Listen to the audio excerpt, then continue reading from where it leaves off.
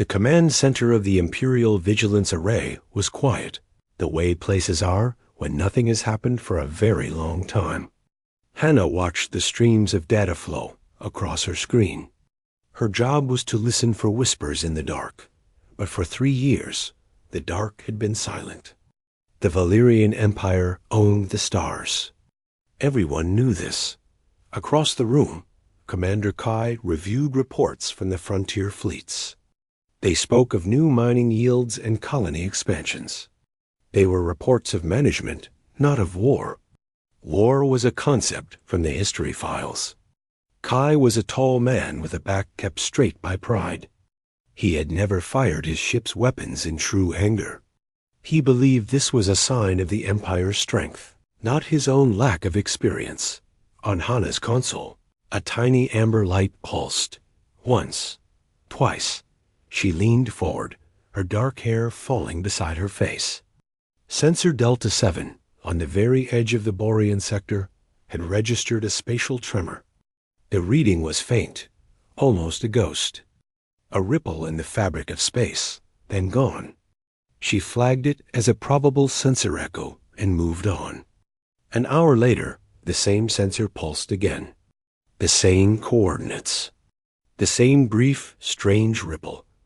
A small knot of curiosity tightened in Hannah's stomach. Phantoms did not repeat.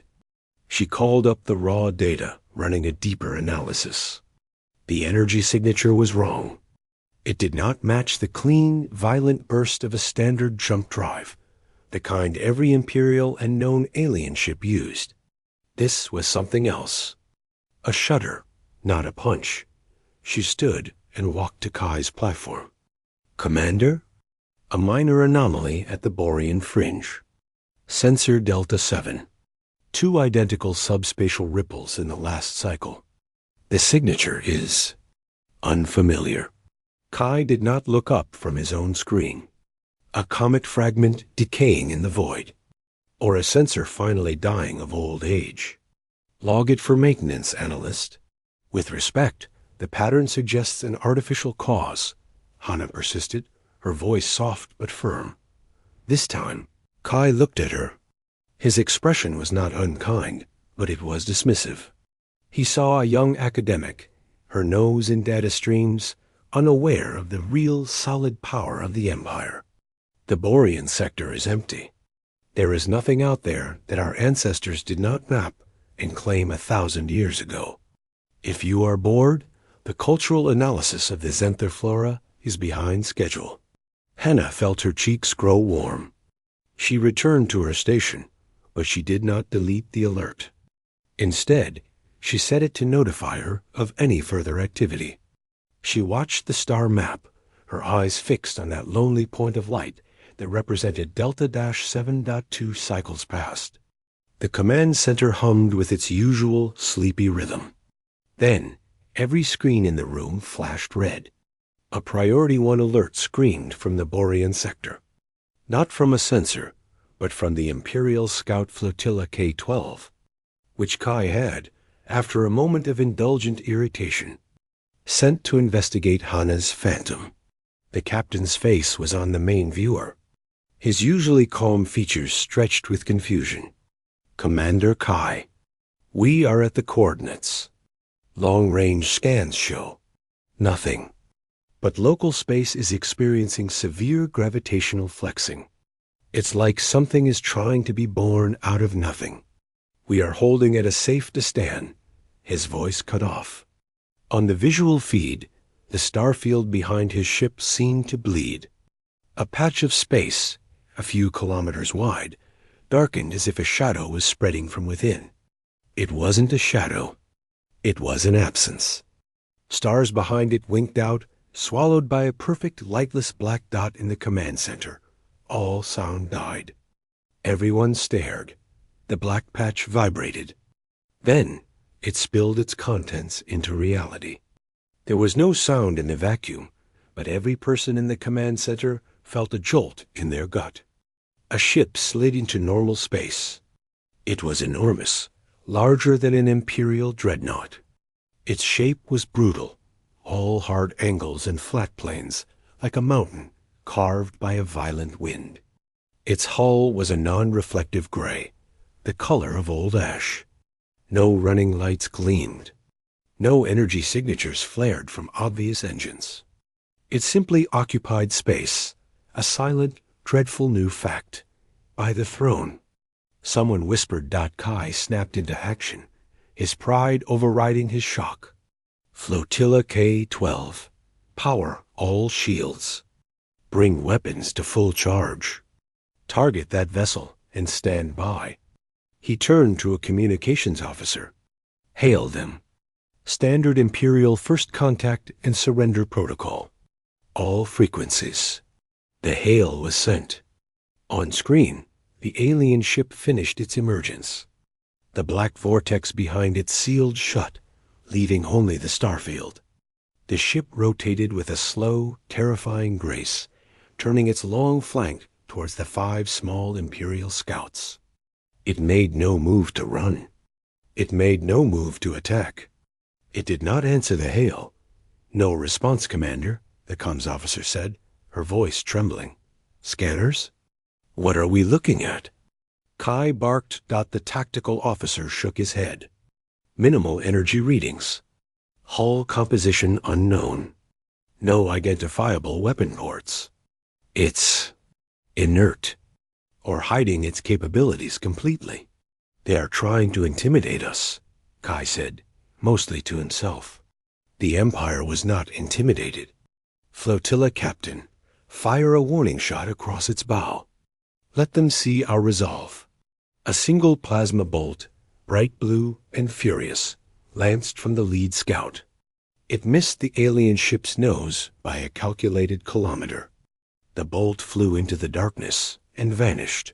The alien ship did not react. The silence stretched. The Imperial crews waited for a signal, a return hail. Anything. Nothing. Kai's jaw tightened. This was insolence of the highest order. An unknown vessel enters Imperial space, ignores a direct command, and now ignores a show of force? It was unacceptable. Clearly, they do not understand civilized communication. Flotilla K-12, you are authorized for disabling fire. Target their presumed engine block. Fire. The 5 scouts shimmered as their shields went to maximum. Their weapon banks glowed, charging. A volley of plasma fire and hypervelocity slugs erupted from the formation, a dazzling display of Imperial might, streaking towards the gray giant. They watched the impacts. The plasma washed over the alien hull in brilliant, useless waves of light. The kinetic slugs struck and exploded into silent puffs of debris against a shimmering, hexagonal field that appeared a mere arm's length from the ship's armor. The field didn't even ripple in the command center. The silence was now absolute and cold. On the bridge of the alien ship, a man named Jin watched the Imperial display on his own screen. His face was calm, etched with a profound tiredness. He spoke to the woman standing beside his chair. The local force has engaged, Commander Myra. Minimal energy discharge. Primitive kinetics. No transdimensional signatures.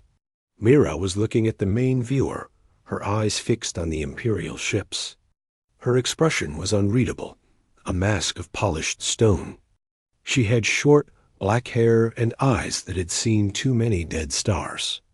She gave a single, small nod. Understood, Jin said softly. He input a command. On the Imperial viewer, a single thin line of deep crimson light appeared from the side of the alien ship. It was not a bolt. It was a continuous beam, pencil-thin and impossibly bright. It touched the lead scout ship, the one whose captain had been speaking moments before. The beam did not explode the ship. It did not pierce it. It simply stayed on the hull for a half-second, then traced a line towards the ship's center. Where the red light touched, Imperial armor, shields, and structural supports ceased to be. They vaporized. The scout ship, cut cleanly in two, hung in space for a moment. Then its severed pieces drifted apart, dark and dead. There was no secondary explosion. Its power core had been sliced through with such surgical precision that it just stopped. The other 4 Imperial ships froze. Their weapons' fire ceased.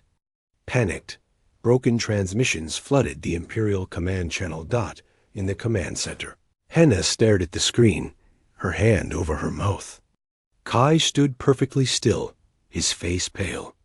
The confidence, the certainty of 1,000 years, had just been cut in two as easily as that ship.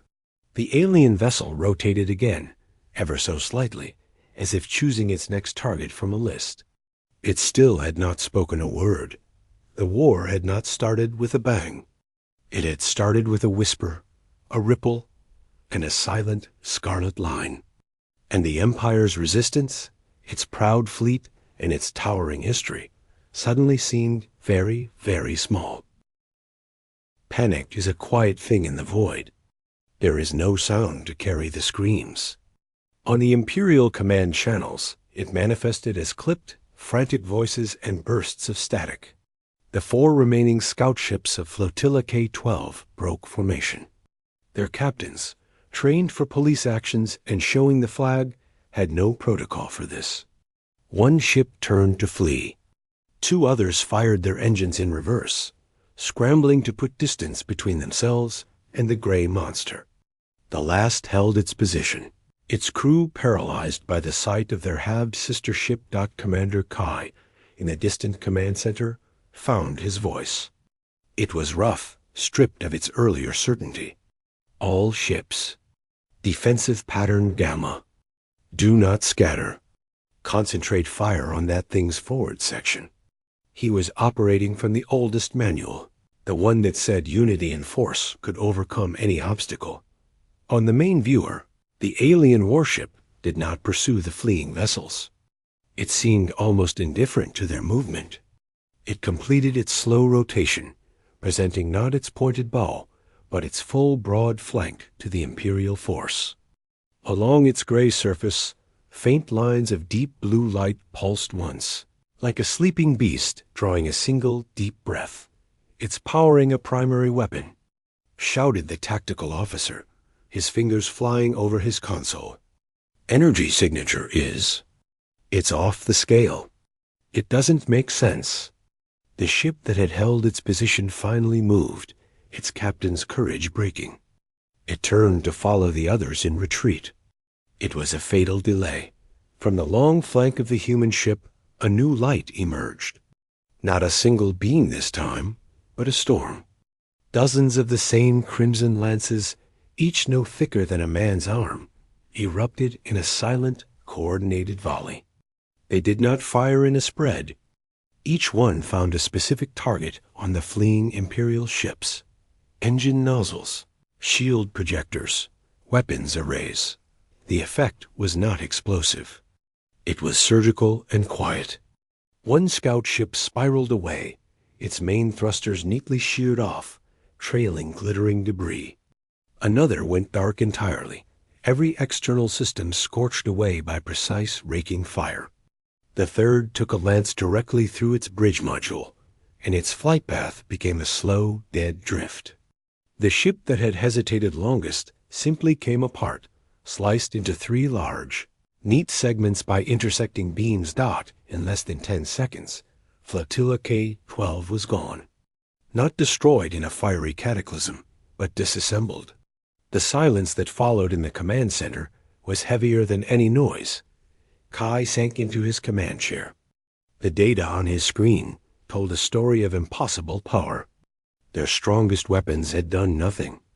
The enemy's most casual response had obliterated a trained flotilla with contemptuous ease. "What? What are they?" he murmured, not expecting an answer. Hana was not looking at the destruction. She was studying the sensor readouts of the alien ship itself, her academic mind fighting through the fear.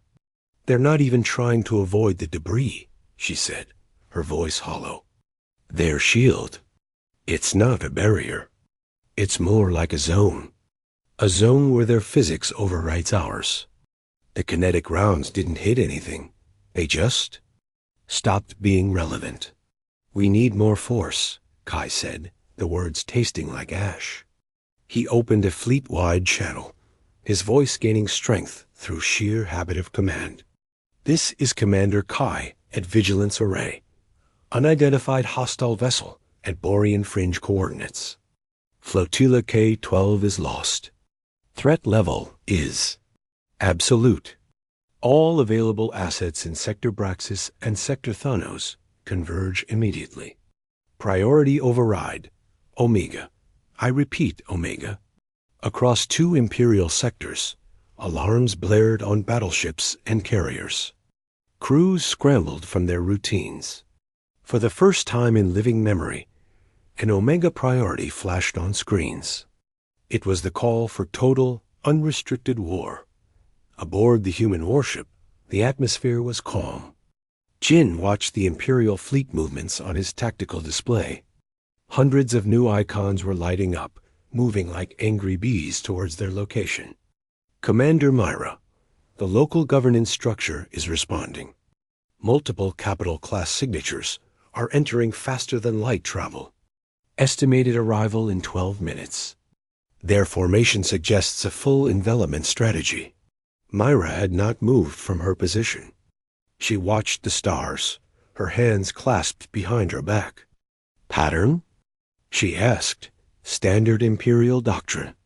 They will attempt to surround and overwhelm with coordinated fire from all vectors.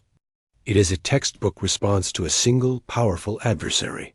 A slight, almost imperceptible smile touched Myra's lips. It held no humor. Then we will be good students. Let them form their net. Hold position. Power the main spinal projector to 10%. On the bridge, a young officer named Tay looked up from his analysis station. His face was eager, his eyes bright with the data. The ripple from our arrival has propagated through their local quantum comm network commander. They are sharing sensor data, but it's fragmentary. Their technology can't resolve our energy signatures. They're fighting ghosts. Myra nodded. Let them see us soon enough. The Imperial fleet arrived not as a wave, but as a carefully orchestrated storm. Ships blinked into existence at precise points, forming a vast sphere around the lone human vessel. There were sleek destroyers, bulky carriers, and at the heart of the formation, 3 massive dreadnoughts, their hulls gleaming with Imperial gold and crimson. It was a display of power meant to inspire awe and surrender. A new hail came, this time from the lead dreadnought. The Valyrian sword. The face of a senior fleet admiral filled the screen in the human ship, though no corresponding image was sent back. Unidentified vessel. You have committed an act of war against the Valyrian Empire. You are surrounded by the might of the 3rd and 7th fleets. Power down your drives and surrender immediately or be annihilated. In the human bridge, the message played. No one reacted. They are waiting for a response. Jin noted. They will have one, Mira said. On my mark. The Imperial Admiral waited. A full minute passed. His face hardened. So be it. All vessels, open fire. Fire at will. Space erupted. From 100 points on the sphere, torrents of energy converged on the gray ship. Plasma beams, laser cannons, and volleys of guided missiles painted the dark with lethal light. The bombardment was so intense, it looked like a single, continuous star was being born around the human vessel dot. The command center watched, every person holding their breath. The view was obscured by the incredible concentration of firepower. For a long moment, nothing could be seen but a hellish ball of light. Then, the light faded. The Imperial barrage ceased dot at the center of the sphere. The human warship hung untouched. Its gray hull was unmarked. Around it, the faint shimmer of its protective field glowed a soft orange, having dissipated the incredible energy into harmless radiation. It had not evaded. It had not countered. It had simply endured. On the Valyrian sword, the admiral stared, his mouth slightly open.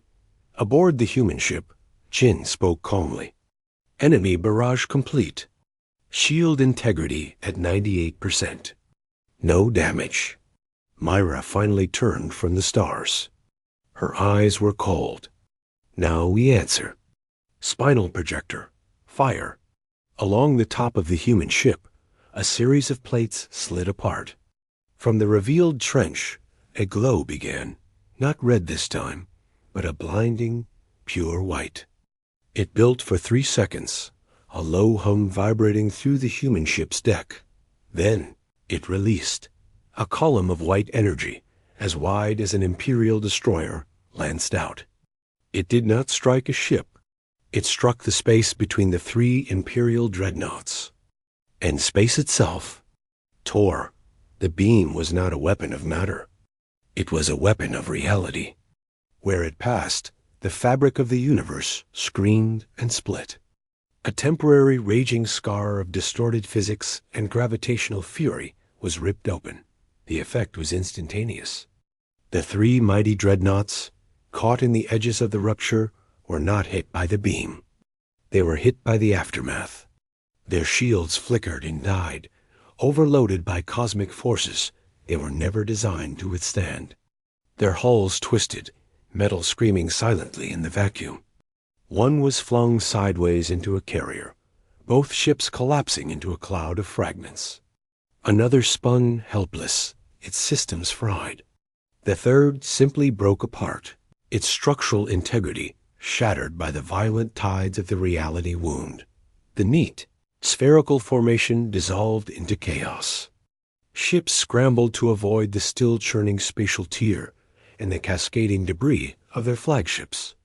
The orderly net had been destroyed by a single, incomprehensible stroke dot in the command center. Kai watched his empire's proud fleet, broken not by superior tactics, but by a force that treated the laws of physics as a suggestion. The word he had dismissed hours earlier came back to him. Cold and final dot, it didn't matter. Their resistance didn't matter. The silence in the Imperial Command Center was the silence of a tomb. Screens showed the broken fleet. The spatial tier, the human weapons afterbirth, still churned like a wound in the starfield, slowly healing, but scattering the remaining Imperial ships. They were not retreating in order. They were fleeing. The concept was alien to them. Commander Kai sat in his chair, his body heavy. He watched the main viewer, which now showed the gray human ship. It was moving, not fleeing from the chaos it had made, but proceeding in a slow, deliberate line inward. Towards the core worlds? Track its course, Kai said. His voice a dry rasp. The tactical officer, his hands shaking, worked his console. Projection. It is on a direct vector for the core transit junction. From there, it could reach the capital system in 3 jumps. They're not here to raid, Hana said from her station. She had not left it. Her face was pale, but her mind was racing, trying to build a framework where this made sense. They didn't pursue the survivors. They didn't attack the shipyards in the sector. They have a destination. The capital, Kai finished, a cold dread settling in his stomach. He opened a secure channel to the Imperial High Council. The face of Grand Chancellor Su appeared, her usually composed features tight with a controlled anger. Behind her, other council members were visible, their voices a murmur of panic. Commander Kai, explain this disaster. Su's voice was like ice. Chancellor, the enemy vessel has capabilities far beyond our understanding. It defeated 2 fleets without sustaining damage. It is now moving towards the core junction. We must consolidate all defensive forces at the junction. It is our only choke point. Defeated? Snapped another counselor, an old man with sharp eyes. It butchered them. What intelligence do we have on this species? Who are they? All eyes turned to Hana, whose domain was xenostudies. She took a steadying breath. None, counselor. Their ship design, energy signatures, everything is absent from our archives. It is unprecedented. Nothing is unprecedented. The old counselor barked. They must want something. Resources? Territory? Submission? Open a channel. We will speak to them. Every species has a price. Kai felt a weary frustration. They were thinking in terms they understood. Bargaining, threats, deals. The silent gray ship and its single devastating response did not feel like a negotiator. But he nodded. We will attempt communication again with full diplomatic protocols. For the next hour, the Empire tried to speak. They sent messages on every frequency, from tight beam lasers to broad radio waves.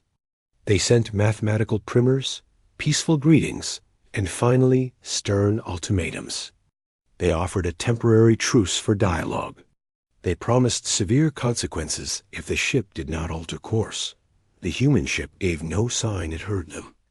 It continued its steady progression, a silent arrow flying towards the heart of the Empire. Aboard the human vessel, the atmosphere remained focused and quiet. Tay monitored the Imperial communications, a small earpiece feeding him the translations. They are cycling through standard first contact protocols now, Commander Mira, then threats. Now they are offering a temporary ceasefire for talks. The emotional tone is shifting from anger to confusion. Myra stood by the viewport, watching the stars stream by. They are looking for a reason, a why. They cannot process the action without a motive they understand. Jin looked up from his station. The core junction is heavily fortified. Early scans show 3-layered defense platforms, minefields, and a garrison fleet. Their strategy is clear. Funnel us into a kill zone. Let them prepare, Mira said, her voice soft. We will pass through the junction, but not before they hear the reason. They have asked for a name. They will get one. Tay, have you isolated their primary planetary broadcast network? The one that feeds all their core worlds? Tay's fingers danced. Yes, Commander. It's a tight beam quantum network, highly secure. But their security is based on dimensional harmonics we bypassed 200 years ago. I can inject a signal. They will not be able to stop it. Mira finally turned from the stars. Her face showed the weight of centuries, not years. Do it. On my mark.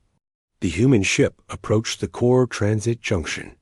It was a masterpiece of Imperial engineering, a vast, fortified station controlling the major shift lanes to the core worlds. Before it, floating in space, was the gathered might of the home defense fleet. 50 capital ships, hundreds of smaller craft, and the 3 monstrous defense platforms, each armed with a planet-cracking lance.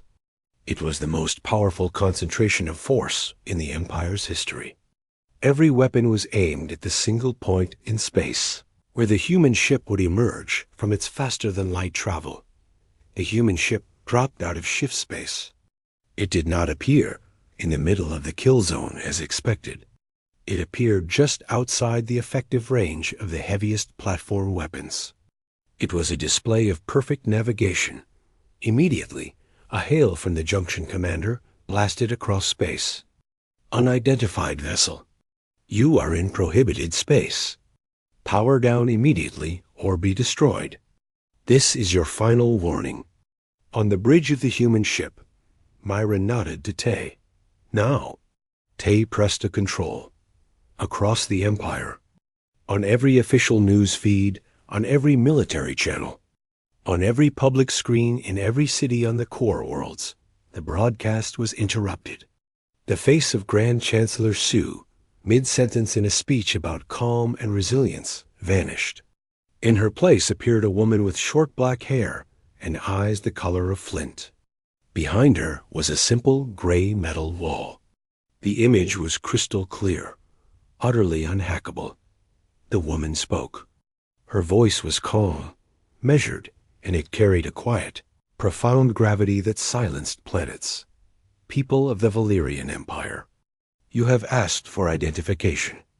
You have asked for reason. You are owed the first. You have earned the second. In the command center, Kai and Hana stared. On her throne world, Chancellor Su froze. I am Commander Myra of the Terran Starship Retribution. We are the last fleet of Earth, the last remnant of humanity. The word Earth meant nothing to the Empire. But humanity. In the High Council archives, deep in a locked, forgotten database, a single reference log lit up. An old, purged file label. Asterisk species 776H human. Status. Extinguished asterisk. Myra continued, her gaze seeming to look directly at every viewer. 947 years ago, by your calendar, the Valyrian Empire began its first expansion beyond your original star cluster. You encountered 7 thriving colony worlds that did not bear your flag. They welcomed you. They had no warships. They offered friendship. She paused. The silence on 1 billion worlds was absolute. Your response was what you called a cleansing. You called it a necessary consolidation. You believed no witnesses survived. You were wrong. One ship, a deep-range exploration vessel, was beyond the system's edge. It saw the plasma fires you set on our worlds. It heard the final, screaming transmissions. It ran. It carried the names of the dead. New Hope, Sanctuary, Arcadia, Promise, Haven, Avalon, Earth 2. With each name, Hana flinched as if struck. They were not imperial names. They were soft names, full of longing. For centuries, we drifted. We hid. We changed. We learned only one thing, how to remember. And how to make sure you would remember, too. Myra's image leaned slightly forward. We are not here for your territory. Your resources are meaningless to us. Your surrender is irrelevant. We are here for the only thing left that has value. The truth. She straightened. You will not hear from us again until we reach your capital. You may resist. You have seen that it does not matter. We are coming. Not for conquest. For an accounting. The screen across the Empire went black. Then, slowly, the regular broadcasts returned. In the Imperial Command Center, no one moved. The mighty fleet at the junction waited for orders. But no orders came. The will to fight had been drained away, replaced by a chilling, shameful horror. Hana looked at the data now flooding her screen, the unlocked, ancient files she had been desperately searching for. There they were. Brief clinical reports. Asterisk World 776H1. Sterilization complete. World 776H2. Sterilization complete. Asterisk no poetry. No names like New Hope. Just numbers and the word sterilization. Kai looked from the files to the viewer. To the gray ship now beginning to move again. Heading straight for the paralyzed home defense fleet. He understood now. This was not a war. It was a funeral procession. And they were all, every one of them, the unwilling mourners. The battle for the junction would happen. But it was already over. The stillness after Myra's broadcast was not peace. It was shock. On the capital world of Valeria Prime, the towers still shone. The transit lanes still hummed with traffic, but a silence had fallen over its people. The words hung in the air, too large to grasp. A forgotten sin 9 centuries old had returned not as a ghost, but as a hammer. In the High Council chamber, the silence was broken by Grand Chancellor Su. She slammed a hand on the polished table. This changes nothing.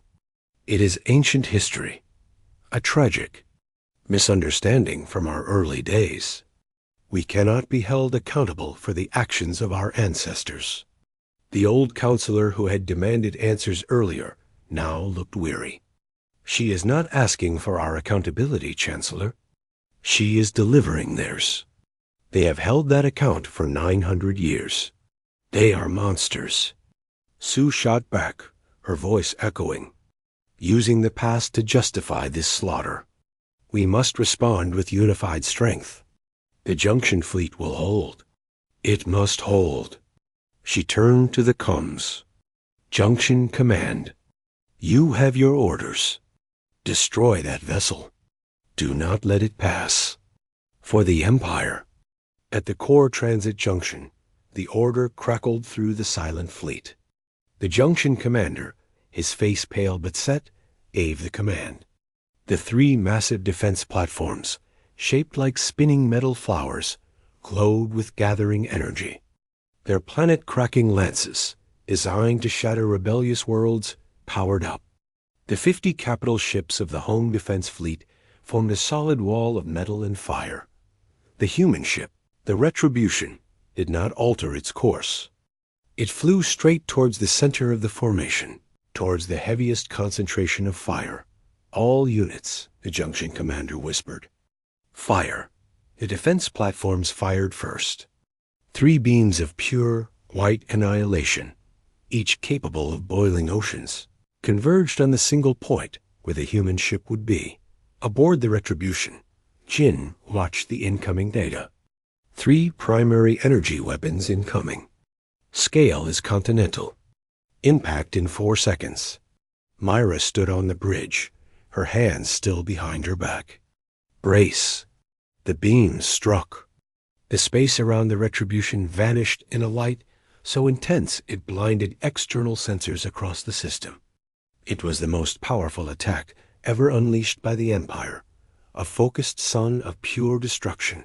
The light faded. Sensors cleared.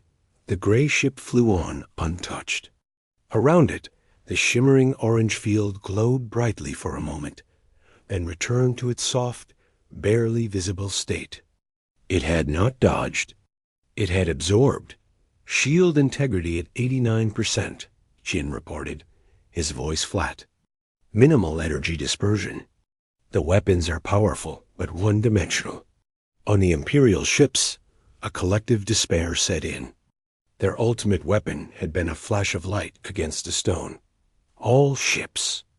The Junction Commander screamed, his voice breaking. Full barrage. Everything. Now. Space lit up again, but this time it was a storm. Thousands of bolts, beams, and missiles flew from the Imperial wall, a desperate, unending hail of fire. It was beautiful and terrifying. The final, frantic expression of a civilization's military might.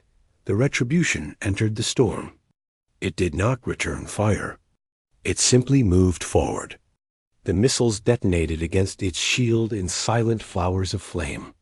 The energy weapons washed over it like rain on granite. It was a demonstration of absolute, crushing superiority. Resistance was not just futile. It was a spectacle. The Empire was showing them everything it had, and it meant nothing. Then, the human ship began its work.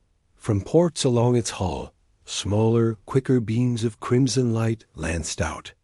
They did not target the capital ships first. They targeted the 3 defense platforms. Each beam struck a precise point on the spinning structures of power coupling, a shield generator hub, a main coolant line. The effect was not destruction. It was disablement. The first platform's lights winked out, its spin slowing. Its mighty weapon went dark. The second platform shuddered, a series of small internal explosions sparking along its length before it fell silent. The third simply stopped, its systems overloaded by a precise surge of energy fed into its core.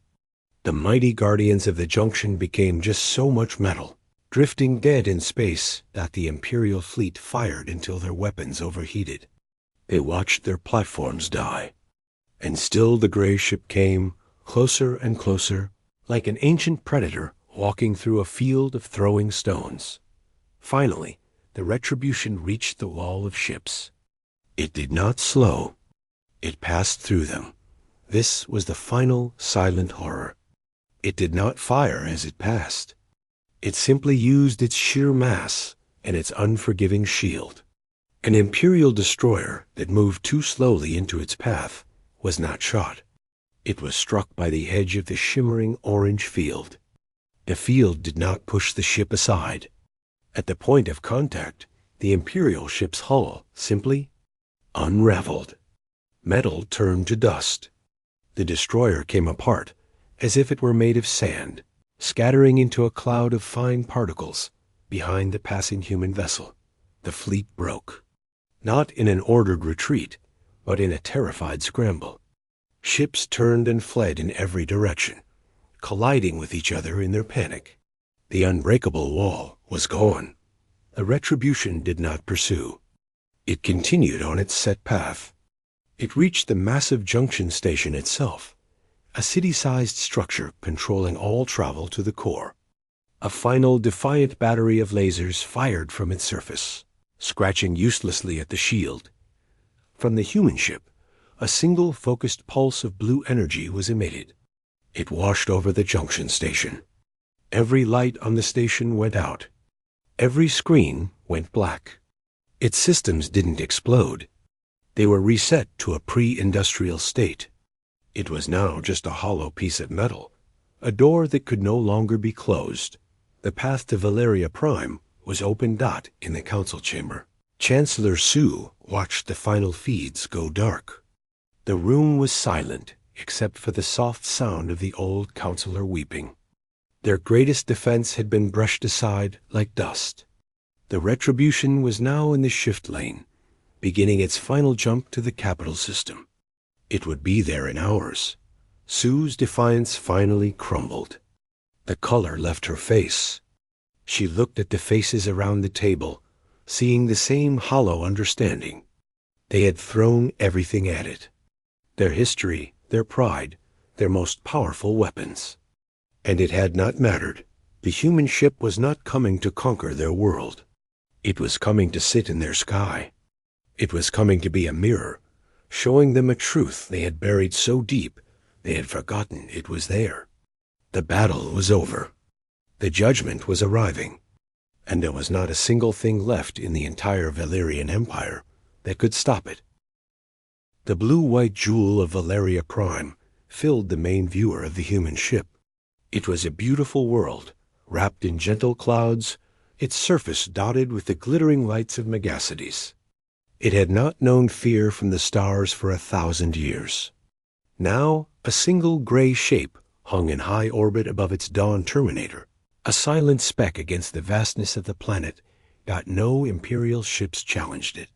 The home defense fleet was scattered, licking its wounds in distant parts of the system, their commanders awaiting orders that did not come.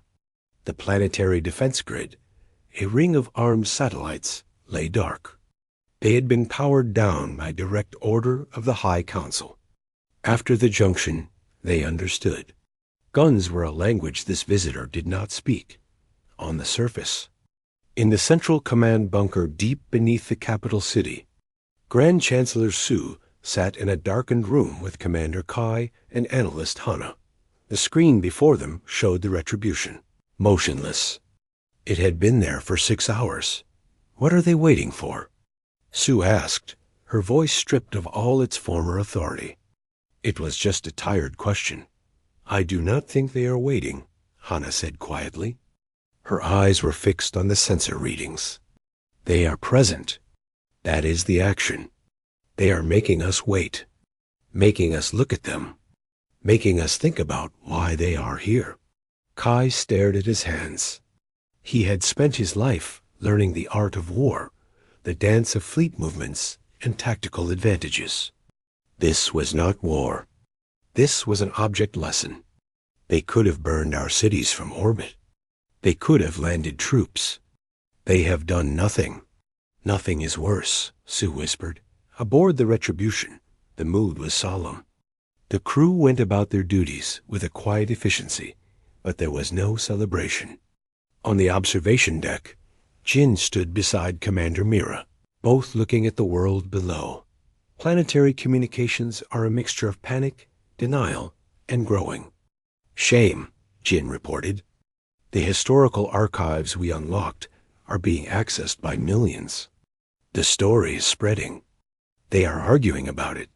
Let them argue, Myra said. Her face, reflected in the clear port, was etched with a profound exhaustion. Let them see the old reports. Let them read the words "sterilization complete" next to the names of our children's schools and gardens. On the surface, that was exactly what was happening. In public squares, the images Myra had broadcast played on loops. The old hidden files were now open for all to see. The Empire's glorious unified history now had a crack in it, and a terrible dark light was pouring through. There were riots in some districts. In others, people simply stood in silence, looking up at the sky, trying to see the tiny, gray speck that had ended an age. After 24 hours, a signal finally came from the planet. It was not from the High Council. It was a request from the Office of Historical Truth, the Empire's record keepers. They asked, with a humility that was unheard of, if the humans would be willing to share the names of their lost colonies, so they might be entered into the Imperial archives correctly, not as numbers. As names, Myra received the request. She looked at Tay, who gave a small nod. It's a genuine query from a mid-level archivist. Not a trick. Send them the names, Mira said. Send them the last transmission logs, the ones with the screaming. Send them the population figures. Send them the children's songs we recovered from the deep-range probe's memory. Send them everything. The data packet was sent. It was not large. It contained no weapons, no threats. It contained only memory dot in the bunker. Hana received the data. She opened it. She saw lists of names, millions of them, recovered from fragmentary colony records. She heard a 30-second audio file, a man's voice, choked with static and terror, describing the fire in the sky before the transmission cut off forever. She read a simple child's poem about the 2 moons of New Hope. She began to weep, not for the Empire's fear, but for the loss. For the first time, the sterile word sterilization had a sound, a face, a poem. Kai, looking over her shoulder, turned away, his own eyes stinging. He had commanded fleets. Now he understood the true cost of the Empire's peace, paid for by someone else. A bill now presented. Chancellor Su sat in silence, watching them. The last of her resistance bled away, replaced by a hollow, awful understanding. This was the defeat. Not the loss of ships, but the loss of the story they told themselves. The Empire was not righteous. It was lucky, and its luck had run out. A week passed. The retribution did not move.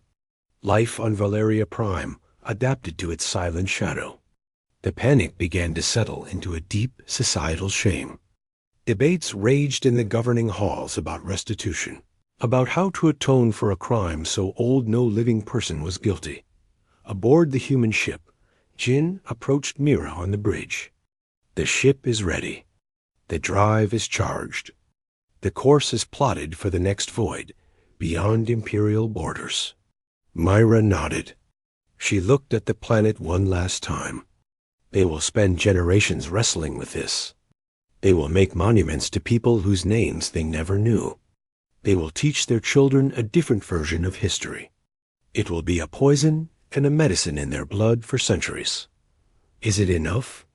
Jin asked quietly. The question had hung in the air for weeks.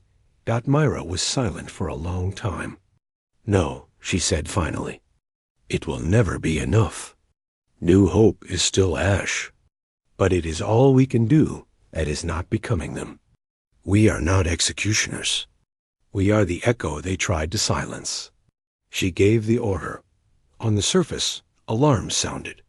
The gray speck in the sky was moving. It was not descending. It was pulling away, climbing higher into the black dot in the streets. People stopped. They looked up. There was no relief on their faces, only a complex, heavy weight. The retribution reached a high, clear orbit. Then, space behind it began to darken. The same silent, lightless vortex that had heralded its arrival opened once more. A door to a place beyond Imperial maps.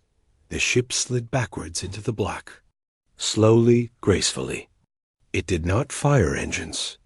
It was reclaimed by the darkness. The vortex-sealed dot space was empty again. Valeria Prime turned, blue and beautiful. As it had for 1 billion years. In the bunker, the screen showed empty space. Kai let out a long, shaky breath. They're gone. Sue shook her head slowly, her eyes still on the empty starfield. No, they are not. They will never be gone. They are in our history now. We will look at every star and wonder if they are there, remembering. Hannah closed the data files on her screen. The names of the lost human colonies were now permanently etched into the Imperial record. A new and terrible chapter. The Empire had resisted with all its might. It had not mattered. Their power had been irrelevant. But their memory, now awakened, was everything. They had been defeated not by a weapon, but by a truth. And the silent, gray ship had left them to live with it forever.